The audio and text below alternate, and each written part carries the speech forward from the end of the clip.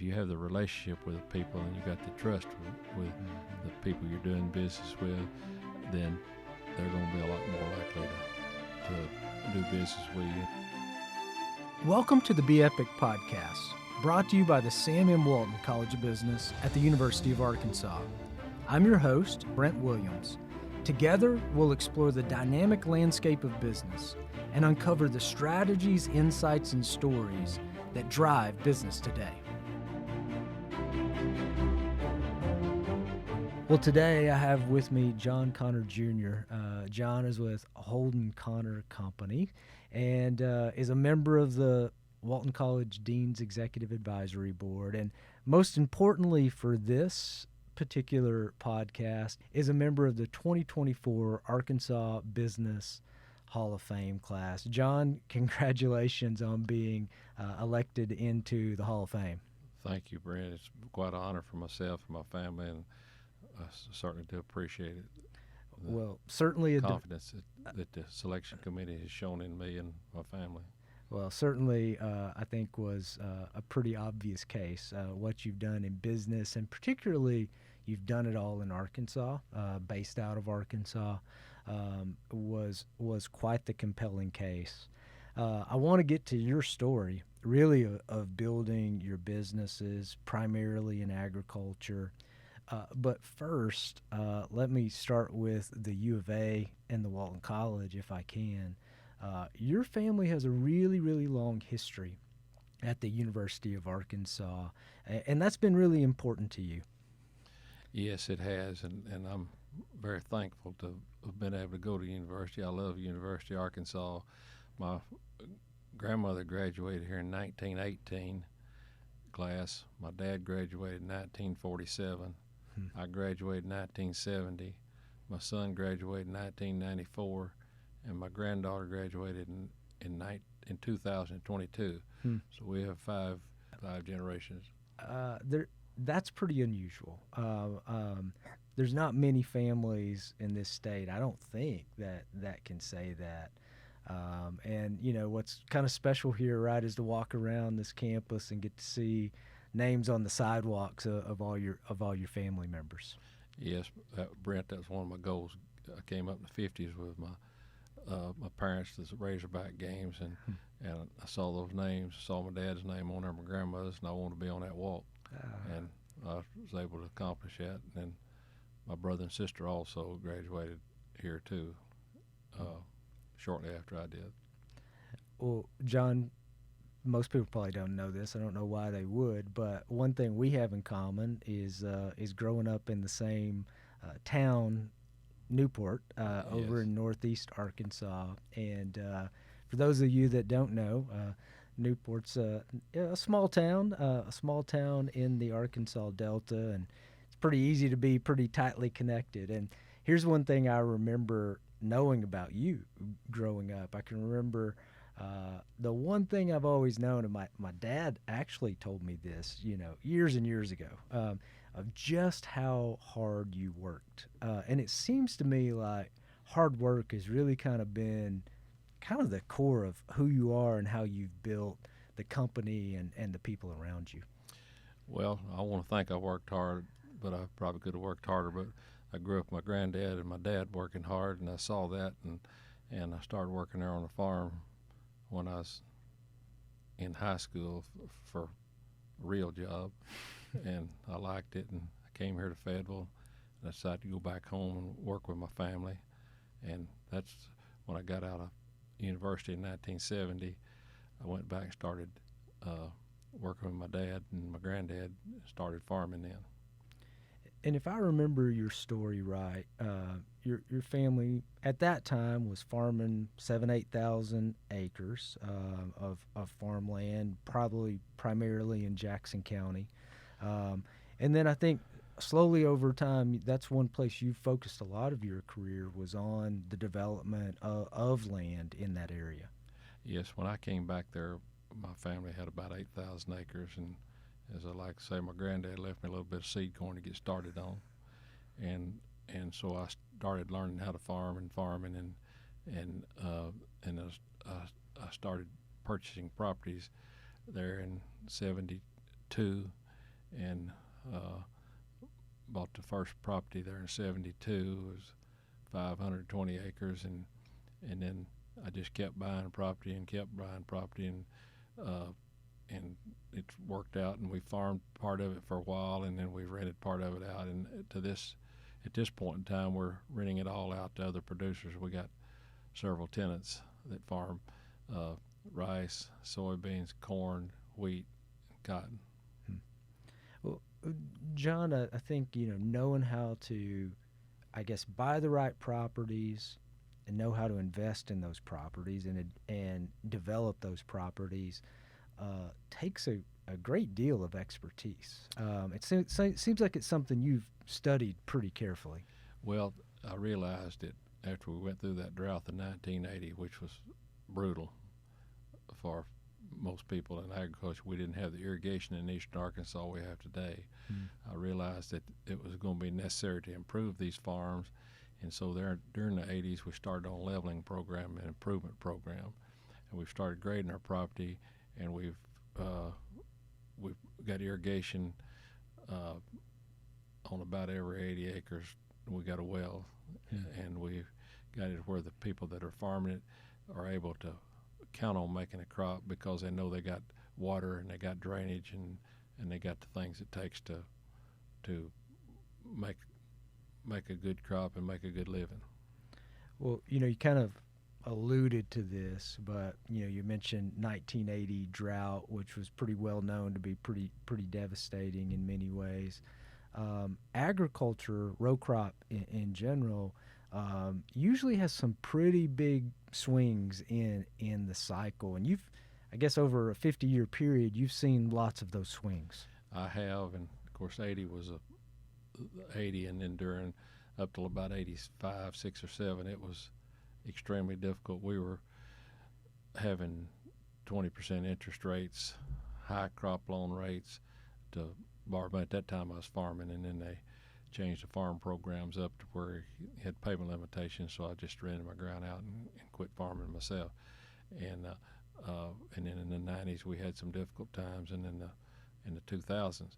But agriculture's always been a cycle, and we've just, thank goodness, been able to weather the storms.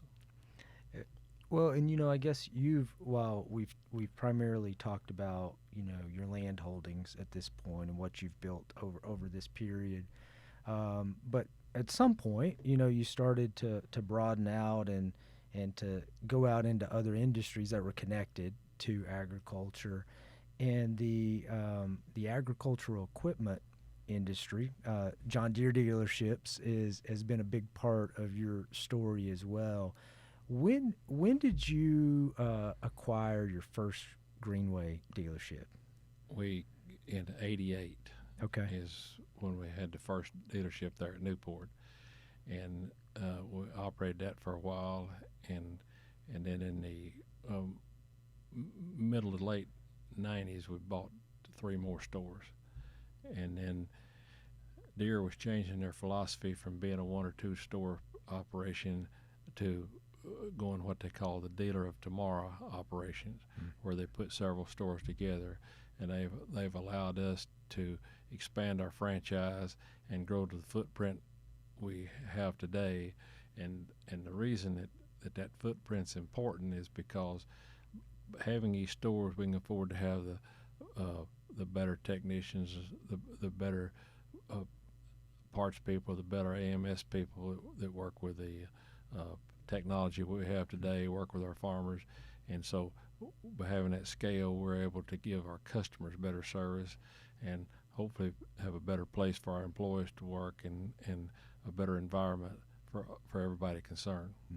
And that's grown to how many dealerships? We have 32 open at this time. And that's Arkansas, Mississippi? Arkansas and Missouri. Missouri. Where our John Deere stores in Arkansas and Missouri. Okay.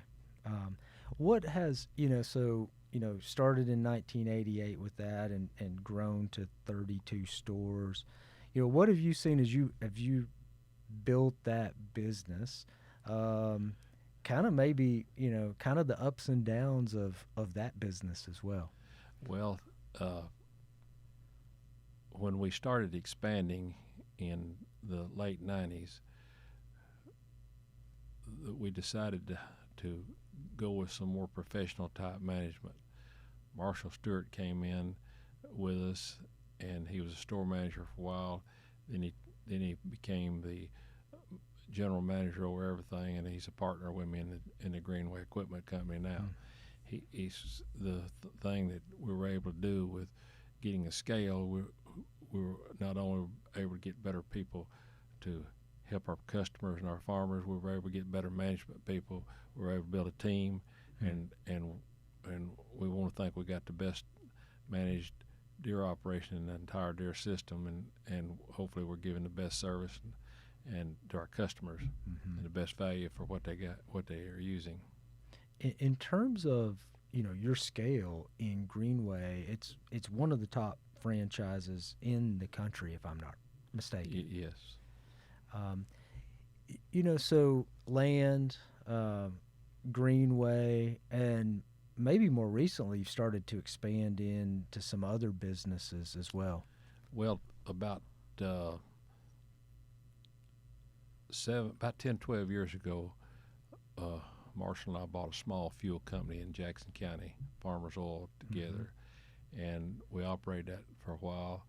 And then I'd been friends with a man named Solon Scott that owned Scott Petroleum at Itta, Mississippi. And he called me up one day and says, "Won't you come down here and buy this?" He said, "My family wants me to sell it. My age is 84 years old, and I need to do something." So we went down there and talked to him, and we worked out something, and we expanded into Mississippi, Louisiana, and Arkansas with a fuel business, which was separate than the Newport, Jackson County operation. And we've since then combined them and bought some other fuel companies that are in south central Stuttgart area, and the northeast Louisiana part, and then also here in northwest Arkansas with Anderson propane. I assume with so petroleum business, we haven't talked about. I think you got a construction company. You got land. You got the Greenway Equipment Company. All are pretty adjacent to agriculture, and I assume that there's some synergy across those. Yes, we had done business with the Frank A. Rogers Company in Newport for my dad had, and I had since I'd been back there. Had built commercial buildings, as far as shop buildings, as far as grain bins, as far as in various and sundry construction projects, and the people that owned it, the Scoggins family, had decided to divest of it and sell it, and so Marshall and I bought that, and we're running that now as a separate independent business, and actually we got a U of A graduate, That's right, Taylor Maherg, running that business now, doing a really good job, and it's been a good operation for us. Absolutely. Well, as you've built this company, these companies might be the better way to say it, over the last 50 years, being in Northeast Arkansas, how did, finding capital to do that, is, probably an art of its own. You probably know every banker in the state, if I had to guess. That's a really good question. I've probably been in as many banks as about anybody, and you just, the land business is a very capital intense business, and it takes a significant amount of capital, and then when you start improvement work, that takes a whole lot more capital. And so yes, I was always cash short and capital short, looking for money every day, 7 days a week, quite for many years. And it's you've just got to establish the relationship with your bankers, and you got to do what you say you're going to do, and get the track record to where you have the relationship where they believe in what you're going to do, and they go along with you. I've had several bankers that believed in me, and I've got a good team and a good organization, and I couldn't have done all the things I've been able to accomplish without the team I've got and all the people from the top to the bottom who've helped me do this, and then also I've had many bakers that believed in me and are have been a big help in getting it done, and many suppliers that have been helpful there when I needed it to get my farms improved or make the needed adjustments where we need to make them. And so it's been a it's been a long journey, and it's just because I had a lot of good people, and the organization and the team been there to help me. Well, I'm sure all that's true. I think some vision and leadership on your part was also in that mix, and it can't be understated that the power of relationships to fuel business, and it doesn't matter if you're in finance or supply chain or agriculture. To really grow successful companies, it takes great teams, and it takes great external relationships. I think you're exactly right, and I think that sometimes people don't put enough emphasis and enough importance on the relationship with different people, because if you have the relationship with the people and you got the trust with the people you're doing business with, then they're going to be a lot more likely to do business with you. And it's just when you're in an extremely capital intensive business like the equipment business is and the farming business is, and pretty much a fuel business is too, because if you go from $2.50 fuel to $5 fuel, it just takes a lot more capital. So so you've got to have relationships to have your credits worked out.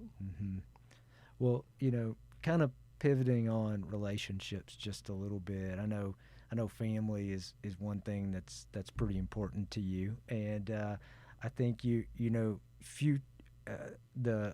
younger generations are starting to get involved in your business. I know, which is got to be really exciting. Yes, my granddaughter graduated in 22 with an accounting degree here from the University of Arkansas, and she came back this past April and started working with me, and I was glad to have her in the business. Now I've got a family member that's involved in the business, and so far she says she likes it and is glad she came back. So I think that's working well. Well, I know personally that she's quite bright, and was glad to see her join the company and apply the skills that she's gotten in the Walton College not too long ago, and start applying those in the business. John, as you're just looking forward to kind of at your industry. What do you think's coming in agriculture? What's the change that sort of has you interested and excited? Well, we seem to still continue to have more consolidation, and I guess that's good and bad, really. You don't have as many small family farmers as you once had by any means. Some of these guys are getting so big that it's hard to manage these large operations on a tenant basis when they're running these large operations, and so there'll be some challenges going forward. And as we have more consolidation, it's going to change this industry. I just don't know how it's going to look in another 50 years. I do know that some of the recipes will look different, but some of the things that won't change is needing really smart people. Back to that, like the right teams and the right relationships that won't change. Yes, talking about the changes we've had, John Deere's developed a sprayer that will go through the field at normal speed and pick out a particular weed you don't want and spray that one plant and not spray the rest of it. So our technology's changed so much, and it'll be changing more. But that's just one example of a pretty significant change that we've seen. And so we're going to see more and more, probably at a more faster clip than we've seen in the past. Yeah, you're right. Technology is moving really fast. I think particularly in agriculture. I'd say some of the challenges workforce wise is, having people prepared and able to operate and deal with that technology. Yes, yes, and you'll probably wind up uh, having a better trained workforce in the not too distant future Hmm. to run some of this equipment you're talking about. Many of these pieces of agricultural machinery today are $600 to $1 million, and so you need people who are more skilled probably to run these machines, Hmm. and not taking anything away from people we've had in the past. It's just they're becoming more and more technical. Yeah. Well, John, kind of wrapping up a little bit. Just kind of looking back. I mean, any it is if you were talking to the future entrepreneurs, which you do, when you're here on campus with us, any advice for them? Well, there's not anything that takes the place of hard work. Hmm. And then probably the other thing that's helped me as much as anything has been persistence. Hmm. It's you can't give up. Talking about those bankers a while ago, if you get a no here, just go across the street until you get a yes somewhere, maybe next town or two towns down or something. But you can't give up. Don't ever give up. The hard work and persistence. That's probably served me fairly well. Yeah, well, I can say that it has, and I can say, as the Walton College, one first, we are really proud of the career that you've had, the companies you've built, and we're thankful you're an alum and that you've stayed engaged. So thank you for serving on the Dean's Executive Advisory Board. I appreciate that for sure. And then more broadly, just congratulations on being recognized in this state as one of the leading business people, throughout its history. I think this year's class will be the 25th class inducted into the Arkansas Business Hall of Fame. I think that'll be in total about 100 people, and to be one of those 100 is truly quite an honor. So congratulations. Well, thank you, Brent. And I do feel fairly honored, and it's just a big honor for myself as well as my family, and it's probably more recognition than we're due or entitled to. We've just been hard-working people and tried to do the things we thought were right for our family and our community and our employees and our team and our associates, and that's what we want to do, and moving forward and have a good, strong organization. Well, you certainly made a big impact on this state, this university. I look forward to seeing everybody on February 16th. We're looking forward to it, and we'll be there. Thanks, John. Thank you, Brent. On behalf of the Walton College, thank you for joining us for this captivating conversation. To stay connected and never miss an episode, simply search for Be Epic on your preferred podcast service.